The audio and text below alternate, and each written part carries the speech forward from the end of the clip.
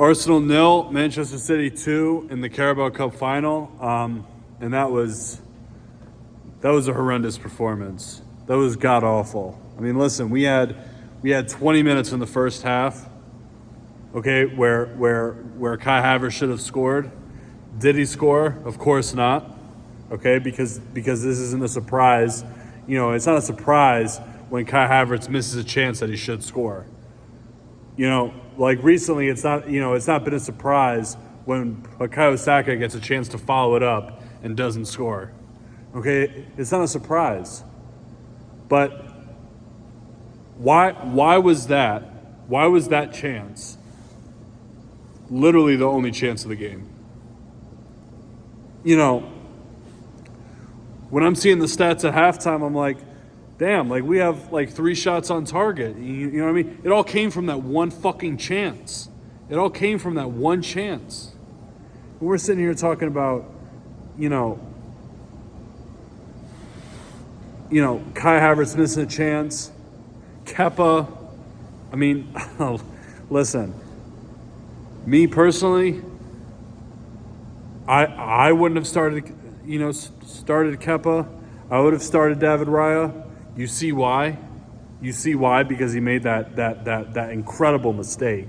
I mean, I don't understand how the ball goes through your hands in that situation. I really don't. But it wouldn't have mattered. It wouldn't have mattered because of how we played. We played horribly in that whole game. We were so bad. So bad. Listen, the first 20 minutes, and that's it. Okay, I'm gonna say it again because after the first 20 minutes, we just decided to sit back. Man City were there for the taking, and we let them off the hook. It's not the first time in a big game where Arteta has failed, just sat back when the opposition is there for the taking. You know, Man United, Man United, there for the taking. Liverpool, there for the taking. You know, like I'm thinking about the Premier League games because this was the first game we lost this season outside of the Premier League, and it happened to be in a goddamn final. You know, it is what it is. Listen, Man City grew back into the game. Our passing was awful. We had 10, 11 men behind the ball. You know, every time Man City turned the ball over because they couldn't create a chance, we just could not get the ball forward. Our touches were loose. Zubimendi had a shocking game, and I'm a big fan of Zubimendi. I think he's an excellent player, but today he was horrible. Declan Rice was invisible. I've never seen Declan Rice invisible like that in the game before. But Bukayo Saka, listen, I've defended you, but you're on 300,000 pounds a week. Step it up. You just signed a new contract. Step it up. Gyökeres, step it up. You guys know I've been on to Gyökeres this season. I think he's been awful. But you know, you're playing in a final, and look, Haaland didn't play well either, but that doesn't matter because his team won, and they were all over us in that second half, and they created the chances to win the game. So, you know, for people out there saying, oh, well, you know, Haaland didn't have who cares? His team won. He was effective enough to win the game. Gyökeres, every time the ball gets played up to him, I don't ever see him hold it up. I don't ever see him bring others into play. I don't ever see him lay the ball off. I never see it. Every time the ball goes up to him, he's wrestling with the center back, just like Højlund at Man United. You know, everybody was talking about Højlund being a wrestler, being a WWE superstar. You know, shout out Dennis Rodman. He just got inducted into the WWE Hall of Fame. You know, big up to that. If you're from Chicago, you guys know a little bit about Dennis Rodman. His daughter is currently a star soccer player. Okay, so big up to her too.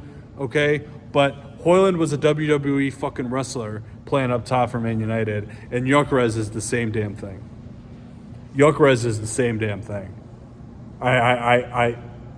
I can't understand it. You know, the second half comes, and Lord have mercy, that was That had to be our worst second half of the season. I mean, I can't think of a second half this season that was worse than that. Maybe Man United. Man United was pretty bad, but considering the fact that this is a final and considering the fact that we literally did not get out of our own half for the first 20 to 25 minutes of the second half, it doesn't get much worse than that. Arteta, shame on you. Shame on you. You're a coward. You're a coward. What? We had Man City on the ropes in the first 20 minutes. Keep the pressure on. Why are we sitting back? We're not even winning the game. And even if we were winning the game, go for the second. Go for the second. But we didn't score the goal to take the lead.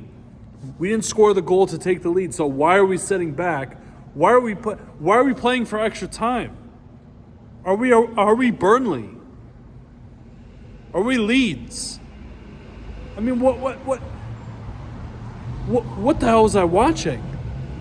What the hell was I watching? Man City got on the ball, and it was only a matter of time because for the first 15, 20 minutes of the second half, they were probing, and we would clear the ball. Man City would get back on it. They try to create another chance. We'd clear the ball. Man City would get back on it. You know, you had Kepa holding the ball for, I think Gary Neville said 36 seconds. And yes, I was watching the Sky commentary because I don't have Paramount Plus, so I was watching on an illegal stream. Okay, get used to it. But you know, that's how I watch all these Champions League games too. Okay, I don't pay for Paramount Plus. I have Peacock, and that's it for the Premier League games. Okay, so I don't pay for any other streaming service. So, you know, Gary Neville said that Kepa was holding on to the ball for 36 seconds in one particular move where he was trying to bait Man City into the press. But Man City knew what it was. Okay, we can play the ball around teams when we're at our best, right? But Man City knew that let them play it long, we'll win the ball back, and we'll attack them again and again and again and again. And that's exactly what happened. And the first goal, listen, it's Kepa's fault. It's completely Kepa's fault. You know, it's completely Kepa's fault. But why? But our tactics is what I'm more frustrated with. Sitting back and sitting back and sitting back. It's just not good enough. I was calling for Eze to start the game. I know he was injured now. Okay, I know that now. So I'm not going to blame him for starting Havertz. I am going to blame him for signing Havertz, but that was 3 years ago. So, I mean, listen, we're starting Havertz. You know, I'm going to support him, but Havertz missed a big chance. Saka missed it on the follow-up. It is what it is. But after that, nothing. Madueke came on. Okay, how am I sitting watching a game of football with a team that has spent £300 million this summer, okay? £50 million on a winger, a right winger, to back up Bukayo Saka. And I'm sitting there asking for a 16-year-old academy product to come on and save the day over this bum Madueke, okay? You know, yes, that might be harsh because Madueke has had some good performances, but all in all, for £50 million, he's a bum. He's a bum, okay? I don't understand why we bought him, and I'm asking to sub on a 16-year-old kid ahead of him in a Carabao Cup final because I don't trust him. And when he got on the pitch, what did he do? Give the ball away? Okay, there was one time the ball came over to him on the right-hand side, bounced off his thigh, and went on a play. I mean, like, what are you doing? What are you doing? Okay? Rice, Zubimendi, I've already said that they were poor today. I can't blame the back four. We conceded 2 goals, and, you know, I can't blame the back four. I'm barely blaming Kepa. I'm barely blaming him, even though he made the mistake that led to Man City's first goal. I'm blaming the manager for today. It was a horror show, okay? Trossard didn't do anything either. Okay, nobody in the team did anything. But But at least with Ben White, Gabriel, Saliba, and Hincapié, and then, Calafiori came on, at least with those 5 in particular, I could say that they were put under the cosh and made to defend over and over and over again the whole second half. And with Manchester City, this isn't Everton. This isn't Brighton. No disrespect, but it's not these teams. This is Manchester City, a team that has won the Premier League, 6 times in 7 years? They won the league 6 times in 7 years, and I'm supposed to expect that we can just defend for, at that point, it would have been, if we defended a 0-0, we're not winning, by the way, if we defended a 0-0 from the 25th minute all the way until 90 minutes, that's 65 minutes. We're supposed to hold out, just straight up defending, not even leaving our own damn half against Manchester City, who's second in the Premier League in a title race. I'm supposed to think that that's going to work. I'm supposed to think that because the manager that everybody rates on Twitter says that, or plays like that, I should say. We're going to get punished. This is not the Man City of old. Okay, I still think we'll win the league. If this has an effect on the players, then shame on the players. If this has an effect on Arteta, shame on Arteta in terms of our league campaign. This is a completely different competition. It's a final. It's a one-off. Okay, I know we have to play Man City in the league, but the title's in our destiny. If we lose to Man City and win every other game, we win the league. But are we going to win every other game?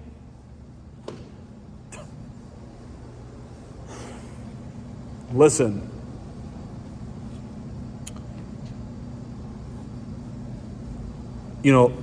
like I said, this should not have an effect on the players. It really shouldn't in terms of the league campaign. They should be able to pick themselves up. They have 2 weeks off now and go again in the Premier League, go again in the Champions League. And the FA Cup, listen, beat Southampton, we're on to a semifinal, we're back at Wembley. It is what it is. It's not the worst thing in the world. I knew we weren't going to win the quadruple. I knew it. I never bought into the quadruple talk. But there's losing and there's how you lose. And today, we went down with a whimper. It was quite embarrassing. It was quite embarrassing, if you ask me. So, we're still in 3 competitions. We still should win the league. I believe we will win the league. Okay, I said that after Everton, and especially after Man City dropped points to West Ham. I'm thinking, we should win the league. We're 9 points clear at the moment. Man City have a game in hand. I don't think Man City will win out. I don't. But if we don't win this Premier League, or if we don't win this Champions League, I want this manager's head on a spike outside of the Emirates. On a spike, okay? Not like literally, like I'm just speaking figuratively. But that's how I feel.